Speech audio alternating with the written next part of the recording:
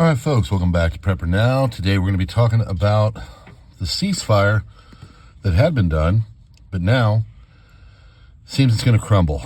So as we all know, Trump and I almost said the Soviets, the Russians were in Riyadh, Saudi Arabia, and they were deciding to do talks to try to get things together. And the whole goal is to start a ceasefire, at least stop this fighting, cessation of fighting, and to bring everybody together so they can talk about stopping many years of war in Eastern Europe. Well, they knew that they couldn't get going with a full-on, and they had to start kind of slow. So they started with a Black Sea, actually started with an energy ceasefire, so they couldn't attack each other on their energy fronts. And then they said from there, we'll go with the Black Sea so we can keep shipping lanes open and people, getting their food and their grains and their fuel and everything. And we'll just keep it towards the areas of battle. And everything was okay. The Russians agreed to it. The Americans had brokered it. Looked good.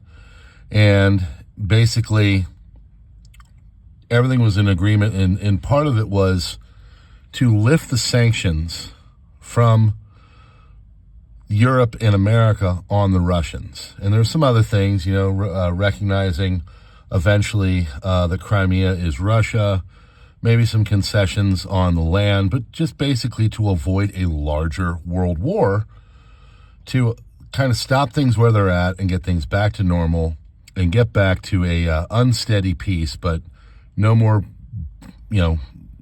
death toll, essentially. Well, Mr. Macron and Mr. Starmer and others have met, and they have all decided, as led by the French, that they are not going to stop what has been going. They're going to keep the sanctions in place, and at this point, there is basically a crumbling of what was established as an energy and Black Sea ceasefire that was going to hopefully turn into a larger ceasefire. So these are economic. It's not like this was something that really affected the French or Europe as a whole. These were sanctions that were more economic to hurt the Russians and to just try to get them to come to heel. So now, instead of getting a ceasefire going, starting with the energy and then moving into the Black Sea and then moving on to a larger one in Eastern Europe. Now, my friends, we have the continent of Europe on the precipice of an expanding war. And this, of course, is also as we have the Middle East on the precipice of an expanding war, as we talked about last night on the live stream. The Middle East is getting ready for major stuff. There's major movement from a bunch of, C-17s and B-2s and B-52s that are moving to Diego Garcia, which is in the Indian Ocean, and they're basically getting set up to do major runs. Now, might just be the Houthis, but there's a potential that this could be moving into the Iranians and attacking Iran specifically. If that goes on and you still have just the Eastern Europe continuing, or if Eastern Europe expands, you're going to see things possibly go global. To think that the Chinese would not make a move on Taiwan as conflict and chaos grows is not smart.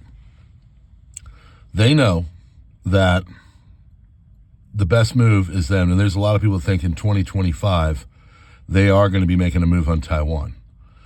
So instead of getting a Eastern Europe ceasefire,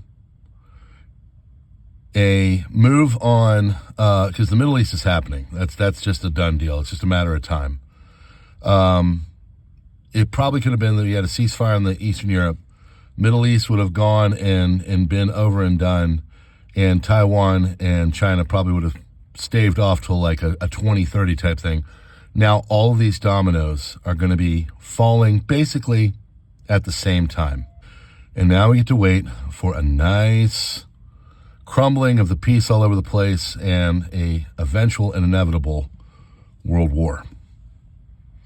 So if I were you, I'd keep stocking and stacking and sticking to your plans. Friends, thanks so much for being here. Hit the links in the description, and we'll see you on the next one.